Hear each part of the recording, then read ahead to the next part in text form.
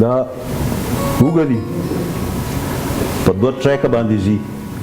په دې کې باکسز دي بکسې مطلب بوګیز کنه بیل بیل ډبي پکې او خلک پکې د پیښور نه کراچۍ تم زی لاهور تم زی کوټه تم زی ټرین صحیح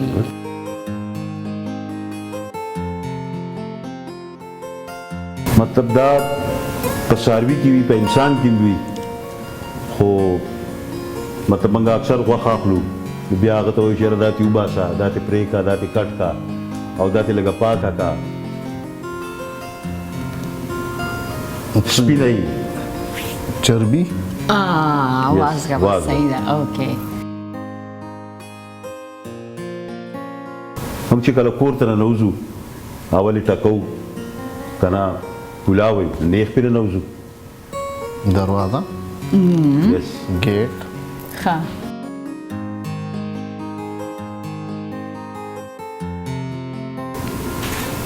اوبو کې دن نه پای اوبو کې دن نه اوسېږي د اوبو ځناور دی منګې چې بار راوبسو دا خروم منګه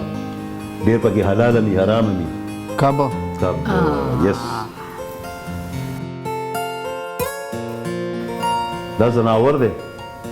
حلال دی او ډېر دنګ دی او مریم ډېره دنګه ده او په صحرا کې ډېر وي اوخه اوخ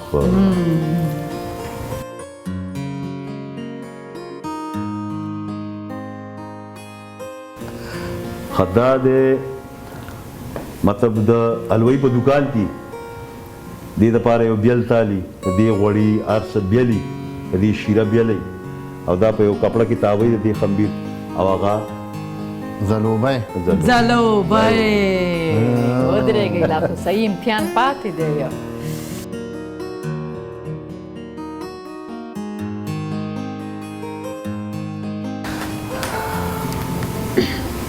سنگر دی پاپولر دی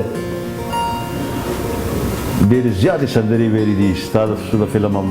د نورو فلمونو هم د پرایویټ والیومز هم دې کړي دي ټلویزیون دپاره هم دې ویلي دي مطلب ډېر موسټ پاپولر سنگر دی د موجوده دور کې موجوده دور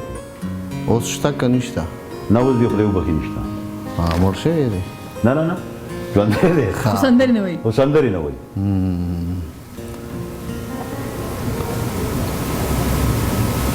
ډېر پاپولر و ډېر پاپولر ها په خپل دور کې چې کله دی سنګر و شاسوا صحیح زما دین کې هغه دغه راتلو بل نو تبلیغ ته شاه خان ډېر تبلیغ له تللی وال ته تبلیغ ما ویلې ویل بیا فور پیېدلې واه بالکل ها د خیره هیروین راغلی ده خپل فلمونه هم جوړ کړي دي او په سی ډي کې ټلیف موویز کې راغلی ده په ډرامو کې راغلی ده د وی ټي خیبر په ډرامو کې راغلی ده سنگینګ کې هم کوشش کړی دی دا نوې جنریشن کې ده د زمونږ مطلب لیډي ده ینګ لیډي ده ننو ما سره هیروین زیات راغلی ده ارباز سره راغلی ده ما کتلې ده ها خو آی تھنک تاسو سره ما چېرته فلم کې نه ده کتلی هغه په خپله انویسټمنټ هم کړی د درې فلمونو کې په ارباز باندې فلمونه هم جوړ کړي یا ډایرکټر یو نیم ها دغه دا څه ده اوس اوس یو فلم دغه کړی که نه ارباز سره او جی بالکل تم پکې زما خیال زما او د نادر په فلم کې وه